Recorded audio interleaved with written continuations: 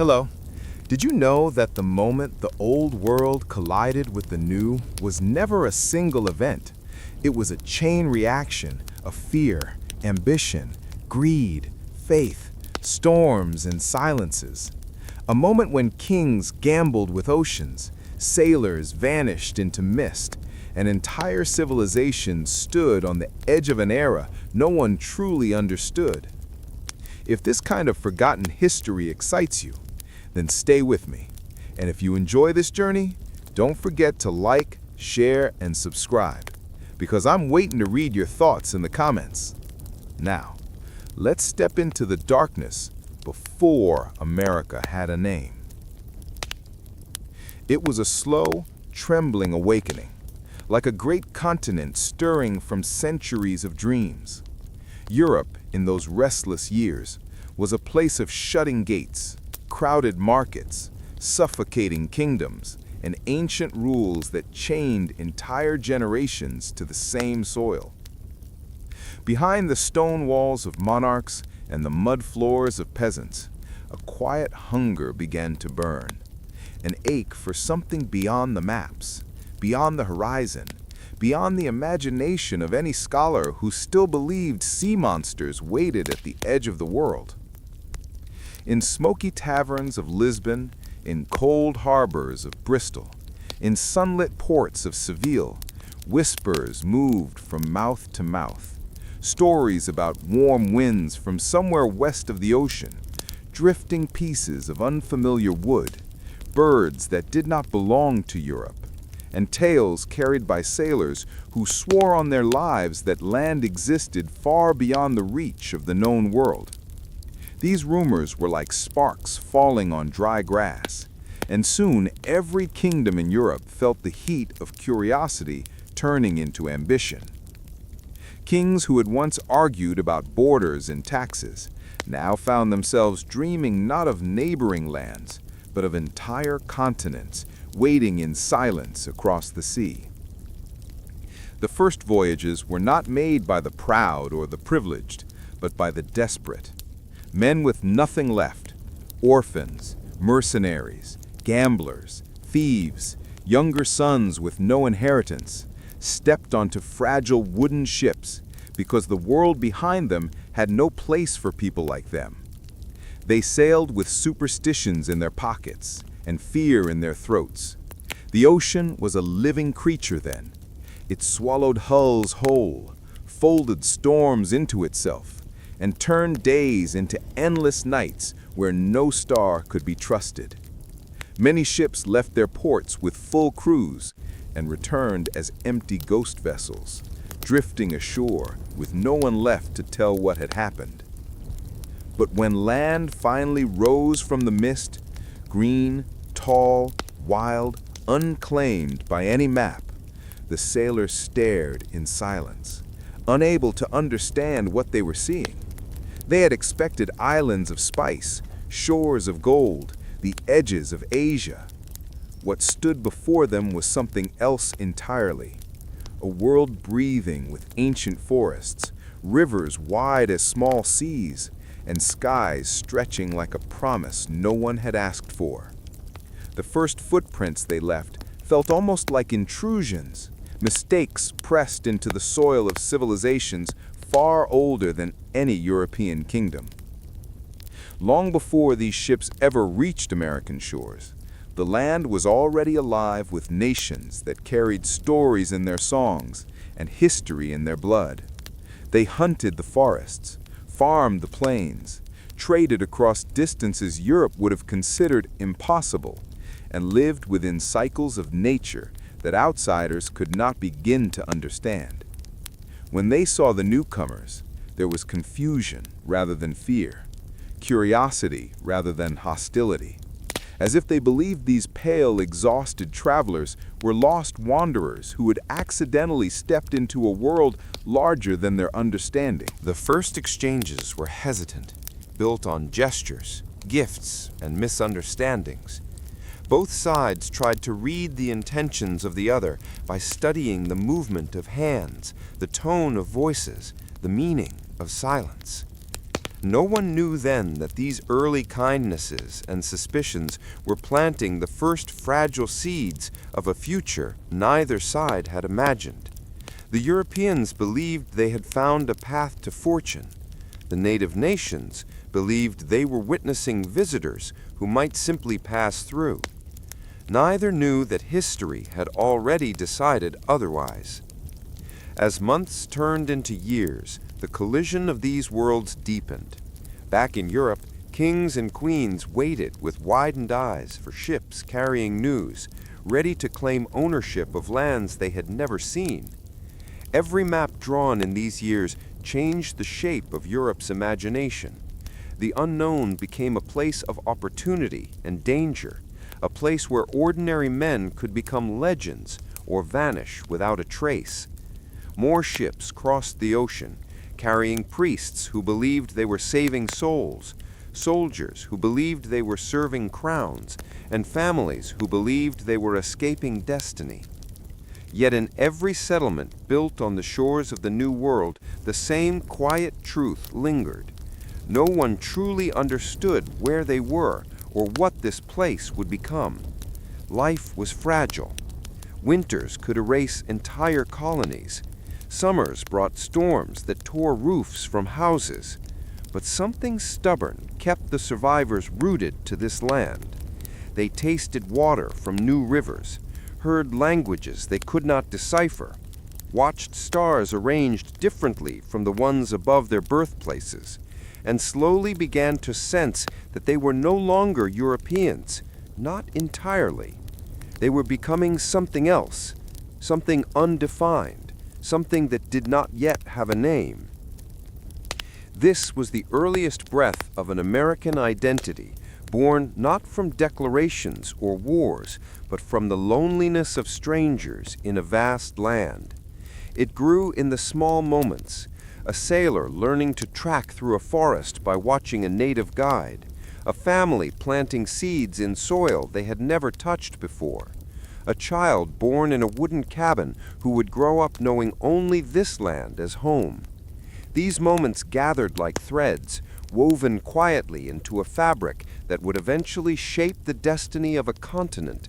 The collision between the old world and the unknown was not sudden. It was slow, painful, beautiful, filled with hope and tragedy in equal measure. Cultures blended and clashed. Empires dreamed bigger than they could control. Diseases swept through communities that had no defense. Alliances formed and shattered. Nations rose and fell.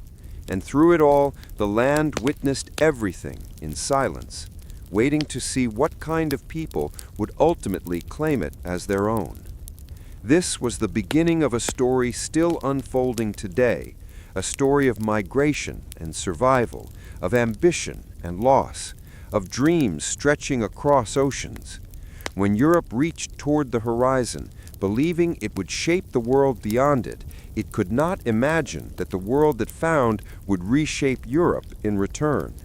The encounter opened doors that could never again be closed, and set into motion a transformation that would eventually give birth to a country unlike any that had come before. The early settlements, fragile as they were, clung to the edges of the coastline like trembling candles in a storm. Every night, the darkness of the American wilderness pressed in on them, not with violence, but with a vast, overwhelming presence. The forests whispered with the voices of creatures Europeans had never known. The wind carried scents so unfamiliar that many settlers wrote home describing the land as a world made fresh by the Creator in some secret hour. Yet this mysterious beauty could easily turn cruel. Men went hunting and never returned. Children wandered too far from the cabins and were swallowed by the trees. Crops failed without warning, and sickness spread through wooden walls that could not keep out the cold. Still, they stayed. Maybe it was stubbornness. Maybe it was hope. Maybe it was the quiet knowledge that there was no path back to the world they had left. Slowly, life began to take shape. Rough cabins became clusters of houses. Dirt paths hardened into the beginnings of roads. The sound of axes and saws echoed through the mornings. Smoke rose from chimneys built by hands that had once known only European stone, but now shaped American timber. The people living here, sailors, farmers, widows, soldiers, began to notice something strange. They moved differently. They spoke differently. They thought differently. The hard soil changed their posture. The wide sky changed their imagination. The distance from Europe changed their loyalties. Without realizing it, they were becoming the earliest Americans. Yet this transformation came with shadows. The indigenous nations, who had lived on this land for thousands of years, watched the settlements grow. At first, their approach had been patient curiosity. Visitors from across the sea were not new to them. Distant strangers had appeared in legends and stories long before Europeans arrived. But when the cabins multiplied and the fields expanded, something shifted. The newcomers were not simply passing travelers or wandering traders. They were planting roots, permanent roots. The Europeans, unused to the rhythms of this land, depended heavily on native knowledge. Without the guidance of hunters who knew how to track deer through snow, or farmers who understood the secrets of local soil, the newcomers would have vanished like the crews of earlier lost expeditions. They learned to survive winters by adopting the clothing of the people already living there. They learned to navigate rivers by copying the designs of native canoes.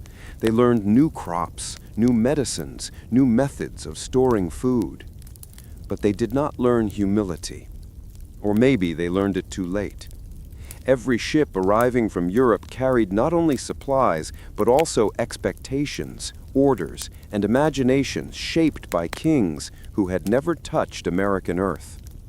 To European rulers, the New World was not a living place with its own heart and history. It was a prize, land to be claimed, territory to be divided, souls to be converted, riches to be extracted. They spoke of the land as if it were empty, even while writing reports describing the thousands of people who lived there. The settlers were caught between two worlds. They relied on native nations for survival, yet their own kings demanded expansion. They lived close enough to nature to admire its power, yet they still dreamed of building cities like the ones they had left behind. They respected the strength and knowledge of the indigenous cultures, yet they carried European pride like a shadow they could never fully escape. This tension grew with each passing year. A simple misunderstanding, a trade gone wrong, a boundary crossed unknowingly, a broken promise could turn peaceful days into nights of fire and fear. Both sides, shaped by different worlds, often misread each other's intentions. What Europeans saw as negotiation, natives saw as intrusion. What natives saw as hospitality, Europeans sometimes took as weakness. And beneath it all, the land remained silent, holding the weight of decisions made by people who barely understood each other. Meanwhile, across the ocean, Europe was changing too. Word of the new land spread through courts and marketplaces alike. Painters imagined scenes of wonder. Scholars argued about the shape of the world. Priests debated whether the people across the sea were souls to be saved or obstacles to be conquered. Kingdoms that once looked inward now looked westward, and the ocean that had once been a boundary became a bridge and a battleground. More ships set sail. Some carried explorers whose curiosity bordered on obsession. Others carried families fleeing religious persecution, hoping to find freedom in the new land. Some ships carried merchants with contracts and ambitions. Others carried soldiers with orders that would forever alter the landscape of the future. And still the settlements grew. Children born in these colonies did not know the narrow streets of Europe or the guarded walls of old cities. Their first memories were of forests stretching beyond sight, of rivers that roared after spring rains, of winters that tested the will, and summers that felt endless. Their voices carried accents that no longer sounded like London or Paris. Their thoughts wandered beyond the old kingdoms. In their hearts, a new identity, quiet, uncertain, but undeniable, began to root take. This growing sense of difference frightened European rulers more than any hostile tribe or failed harvest ever could. They saw their settlers drifting away from European influence, shaped more by the wilderness than by the words of distant monarchs. They tightened their grip. They sent governors. They built forts. They created laws designed to bind the colonies to the old world. But the land itself resisted. It was too vast, too untamed, too full of possibility to be ruled by distant voices. People who lived here learned to question things. They learned to solve problems without waiting for orders. They learned independence long before the word gained political meaning. The collision between the old world and the unknown was beginning to create something entirely new, a world where cultures blended in ways that neither side fully understood, a world where danger and opportunity walked side by side, a world where past wounds and future dreams met under an open sky that belonged to no king. Imagine standing on a quiet shore in those early days. Behind you lies a continent filled with ancient civilizations. Before you lies an ocean filled with centuries of European history. And around you, in the breath of the wind and the whisper of the trees, is the birth of a country that does not yet exist, a country born from conflict and cooperation, from fear and courage, from failure and hope. This is where the American story truly began, not with declarations, not with revolutions, but with the trembling first steps of two worlds learning, clashing, and transforming each other. The seasons in the New World had a strange way of shaping the lives of those who tried to tame them. Summers were wide and heavy, stretching like an unbroken horizon, filling the forests with humid breath and thick green shadows that seemed to shift and listen. Winters, by contrast, arrived like a sudden punishment, cold winds cutting across the settlements, ice forming on riverbanks, nights so long that time itself felt frozen. These extremes tested the newcomers in ways Europe never had. A man could feel one step from paradise in the morning and one step from death by sundown. The land did not care for kings or empires. It demanded respect from every living soul. In those years, every settlement was a fragile thread stretched across a vast wilderness. A small spark of illness could sweep through the colony and leave half the cabins silent by dawn. A poor harvest could turn hopeful families into ghosts. The settlers wrote letters home describing these struggles, though many of those letters never reached their destinations. Some boats sank, others drifted off course. Some were kept secret by rulers who feared that telling the truth might discourage future voyages. And yet, strangely, more settlers kept coming. The promise of new beginnings outweighed the fear of the unknown. The native nations watched these changes with a growing sense of urgency. They saw forests being cut, rivers being fished with new tools, and animals being hunted in unfamiliar ways. At first, they tried to understand the newcomers' intentions. Diplomats and elders visited the settlements, observing their weapons, their houses, their rituals, their strange faith that spoke of a single world, a single God, and a single destiny. To the native nations, this worldview seemed rigid, lacking the flexibility and natural balance that had shaped their own lives for countless generations. Still, some saw opportunity.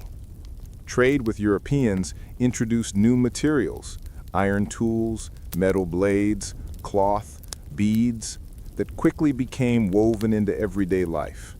These items were practical, durable, and, in some ways, transformative. A single iron axe could change the efficiency of a community. A metal pot could reshape cooking traditions.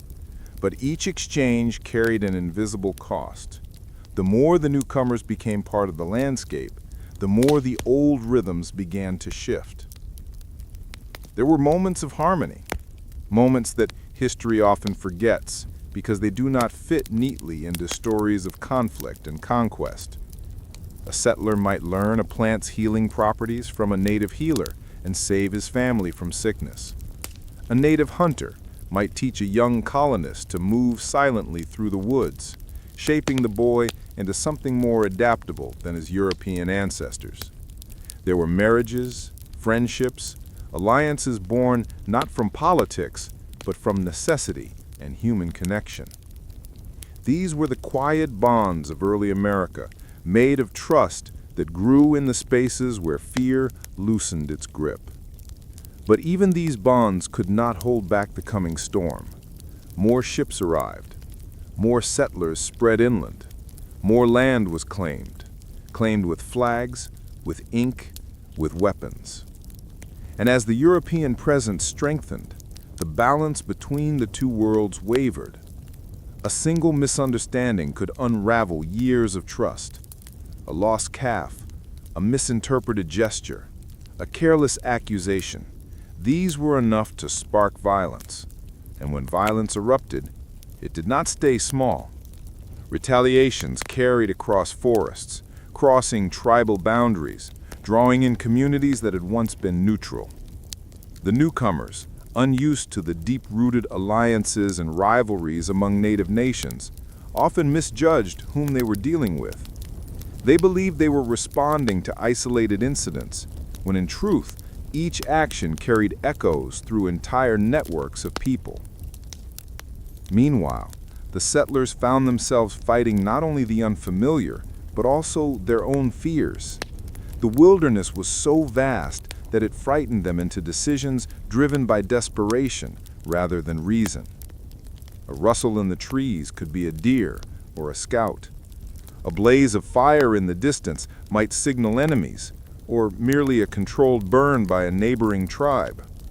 Suspicion became a companion. Nights were spent with muskets by the door, even when no danger came. Fear could turn a peaceful meeting into a deadly mistake. But even with these tensions, the colonies continued to expand. Some settlements grew into small towns, their wooden walls rising taller, their meeting houses filled with people who debated how to build a life in a land with no precedent for their dreams. The children growing up in these settlements spoke with lighter accents, their memories marked not by the cold stone streets of European cities, but by the sound of wind in the trees and the distant cry of unfamiliar birds. They learned to hunt like the native children.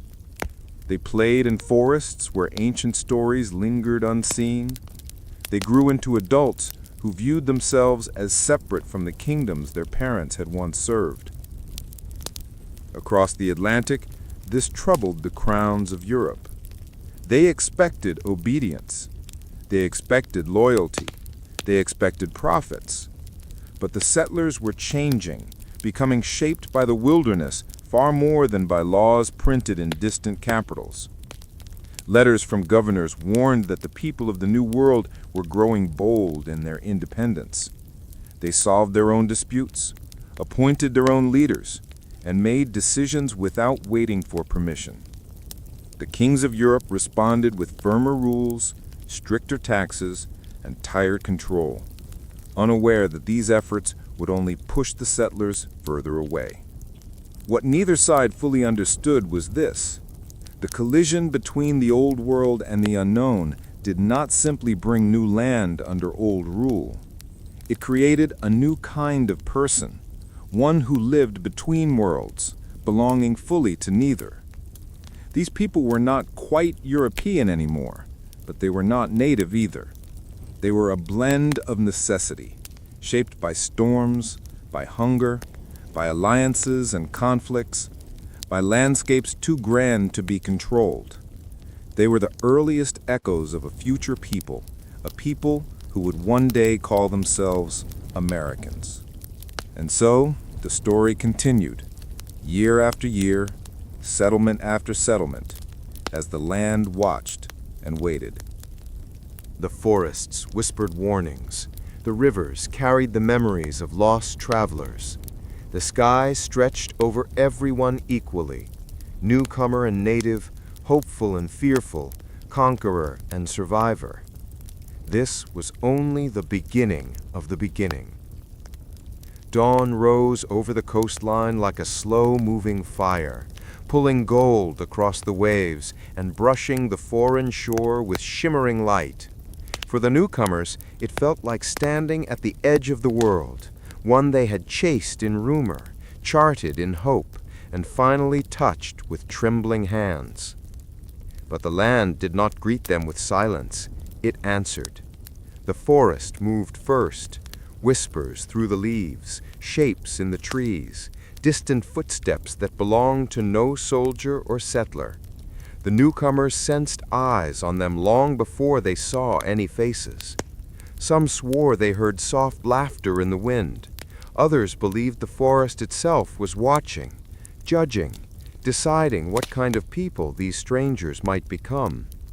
As the colonists stepped farther inland, they found paths worn into the earth, proof of civilizations older than any European map.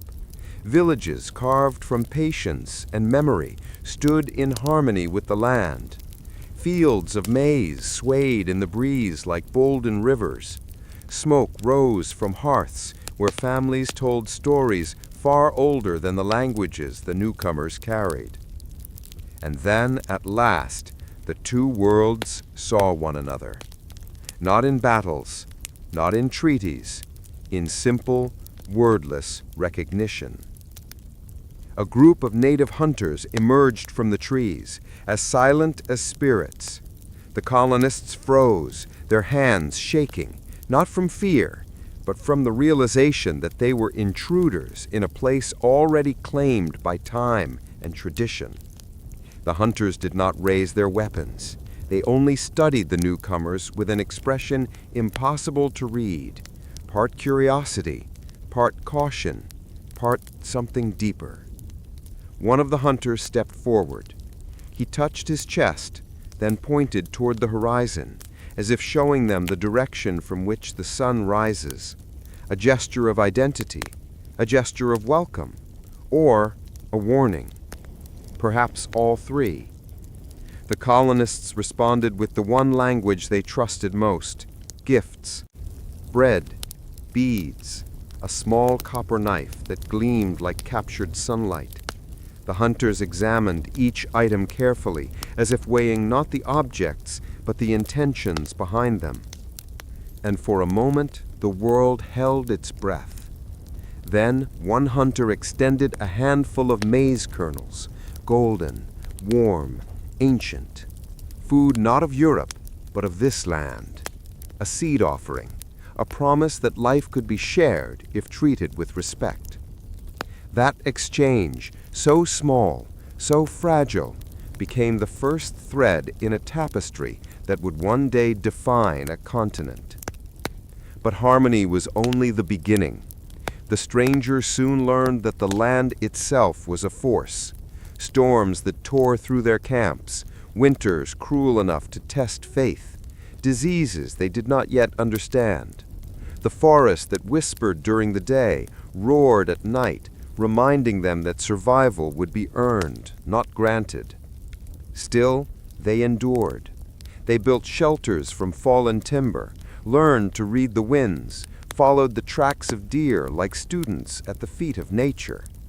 Some adapted, some resisted, and some returned home with stories that reshaped kingdoms.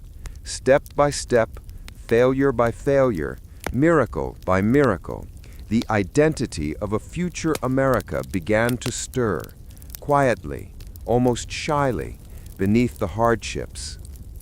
In those early years before wars and borders, before myth replaced memory, the New World and the Old World lived in a fragile balance.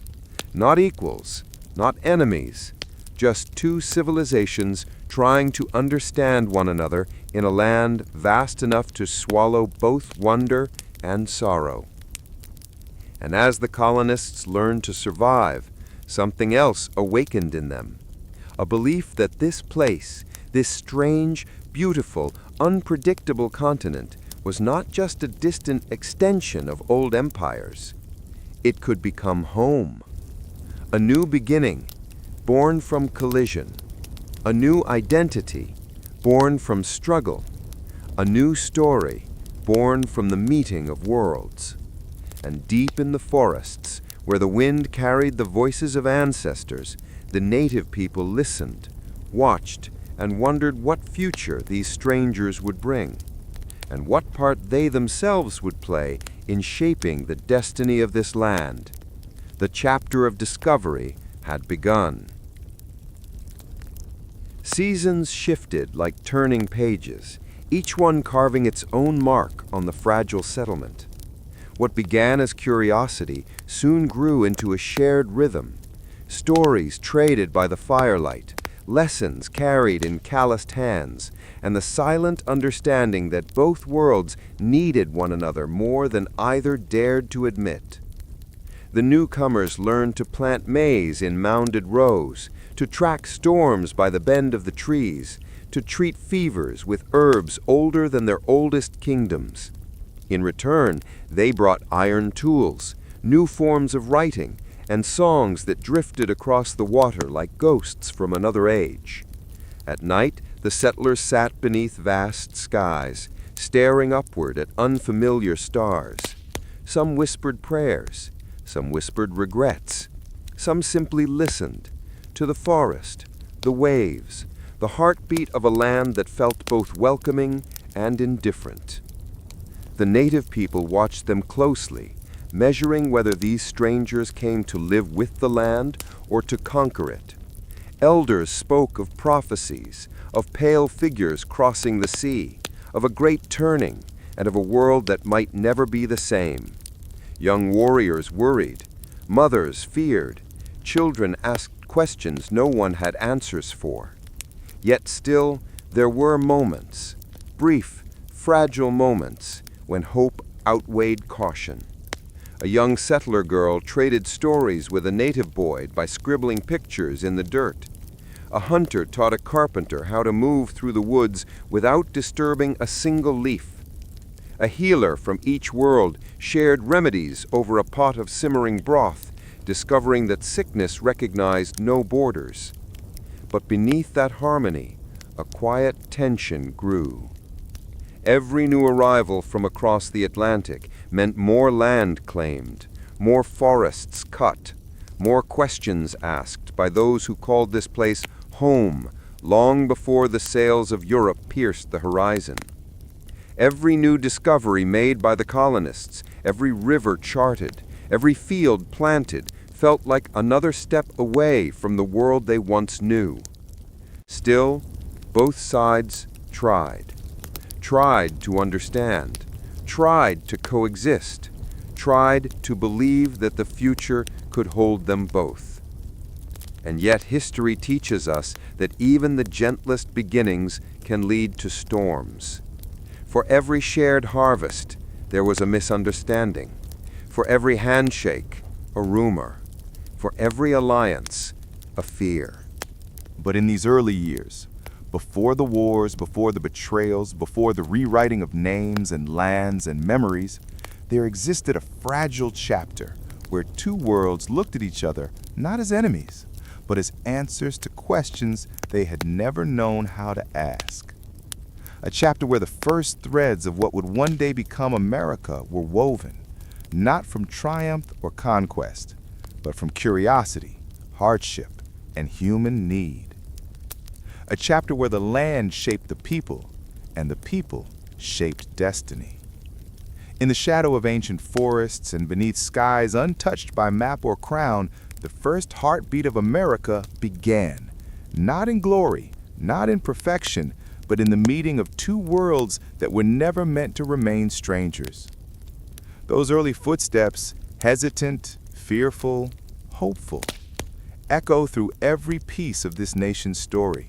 The settlers who dared to cross an ocean, and the indigenous peoples who faced the unimaginable with courage and dignity. Each carried dreams shaped by different worlds. And it was here, on this soil that their destinies collided. Not cleanly, not easily, not without pain. But from their shared struggles came something greater than either could have imagined. The beginning of a country that would rise, falter, rise again, and continue to search for its identity. America did not start with certainty. It started with questions, with survival, with the hope that people from different worlds could build a future neither could build alone. And if you listen closely, past the noise, past the myths, past the centuries, you can still hear the heartbeat of that beginning. A reminder that this nation's story was born not from perfection, but from the courage to keep going.